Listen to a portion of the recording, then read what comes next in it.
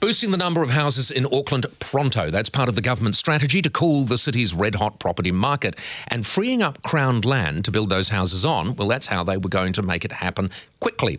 But iwi, Ngati Whatui and Tainui have now said they want to seek clarification from the High Court with respect to their right of refusal to the land. Prime Minister John Key joins me now. Morning to you, John. $650,000 a day. Is it? Roughly.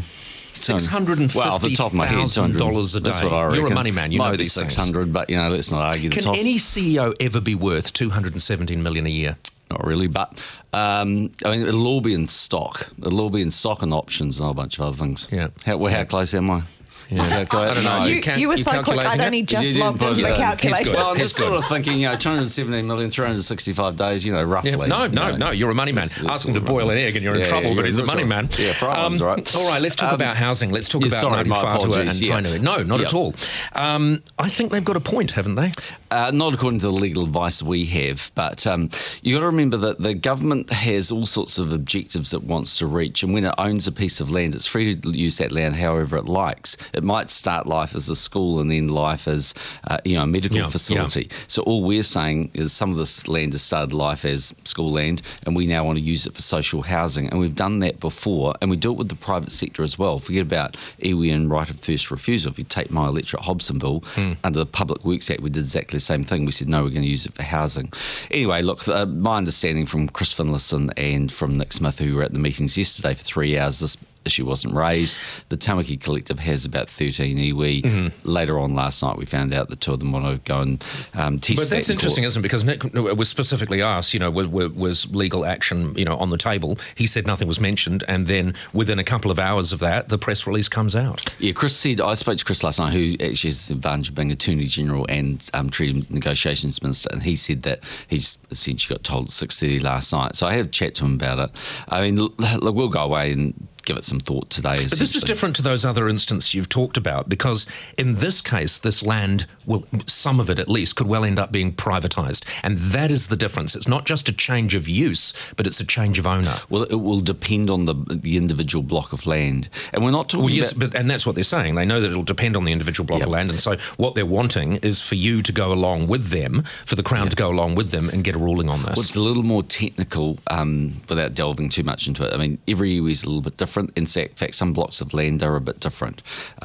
So on social housing, I'd say the government's in a very, very strong position. But do you accept that there will be some blocks of land where you had intended or thought you might be able to build social housing that you are going to have to give local iwi first right of refusal to? No, I don't think that's right. I think if you're talking about social housing... But this is social housing which will be privatised, so it will be that the ownership of that land will change from the Crown to a private entity. Yes, but if you look at Weymouth as an example, Weymouth is an example where we did exactly that. Effectively, it was affordable housing for the definition of social housing, but we actually did that alongside Ngati Whatui.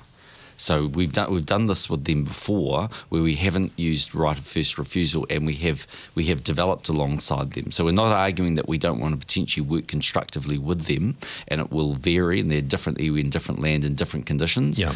But what we are saying is we don't think we trigger the right of first refusal. Is it reasonable for them to seek statutory interpretation?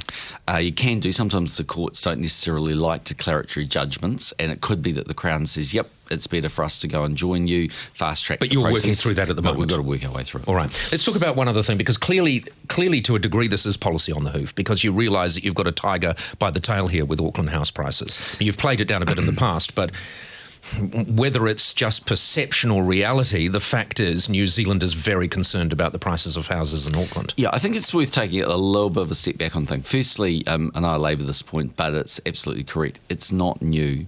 So house prices under the previous Labour government doubled. They went up at a faster rate. And you do labour that point, and you are right. But what is new is the fact that your constituency think this is a crisis. No, I don't think that's right. I think they like us would say, if you accept that Auckland house prices went up 16% last year, we would say that's going at too fast a rate. And the reason for that is that even if you own a home, you don't want the market to overheat. So you're quite comfortable with the market going up. In fact, there'd be lots of parts of New Zealand. But you do not want a bubble. You don't want a bubble. And none of the banks think there's a crisis yet. So the CEOs come and see me and they don't think there's a housing bubble, and they say they've stress tested all of their portfolios and they're quite comfortable, in fact, very comfortable with them.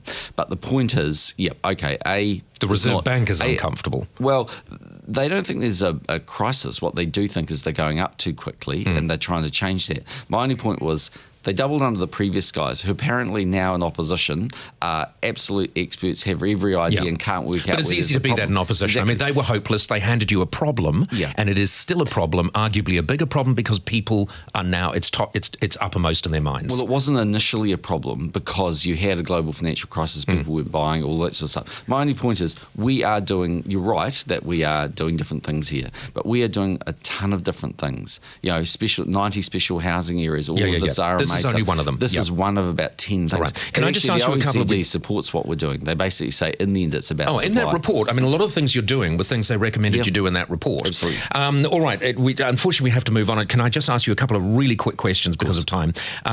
Reserve Bank looking at loan-to-income ratios? Well, we've had no advice of that, and normally they do talk to the Minister of Finance about that, and he talks to me about it. The one thing I will say, I mean, they could, I don't know. They certainly haven't said that to us. It's actually not a new concept. If you go to the bank today and say, hello, I'd like to borrow $200,000 against this house I want to buy down the road, they will ask you, how much do you earn? How likely is it that you'll continue to earn that? How safe is your job? How volatile are your earnings?